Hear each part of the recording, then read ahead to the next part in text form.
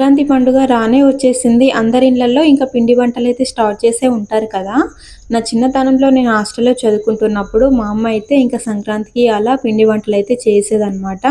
ఇంకా నేను వెళ్ళేటప్పుడు హాస్టల్‌కి ఇంకా నాకైతే కొంచెం పెట్టిచ్చేదనమాట. ఇంకా చక్నాలు, గారెలు అవి ఇవి. ఇంకా హాస్టల్‌కి తీసుకొచ్చాక ఇంకా కొన్ని డేస్ తర్వాత మాకు హాస్టల్‌లో చెకింగ్ అనేది ఉండేదనమాట.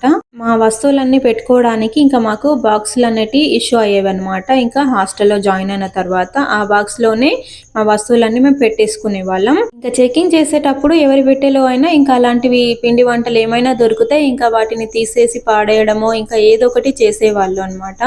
అలా చేస్తే మాకు ఇంకా చాలా బాధ అనిపించేది. ఇంకా ఫుడ్ సరిగ్గా లేనప్పుడు అవే తిని మేము కడుపు నింపుకునేవాళ్ళం అన్నమాట. ఇంకా చెకింగ్ చేసి తీసి పాడేయడానికి రీజన్ ఏంటంటే ఎక్కువ కాలం నిల్వ చేసుకొని తింటూ ఉంటే ఇంకా వామిటింగ్స్, మోషన్స్ అయ్యే ఛాన్స్ ఉంటుంది పిల్లలకి అని అలా చేసేవాళ్ళండి. అప్పట్లో ఆ విషయం మాకు అంతగా అర్థం అయ్యేది కాదు.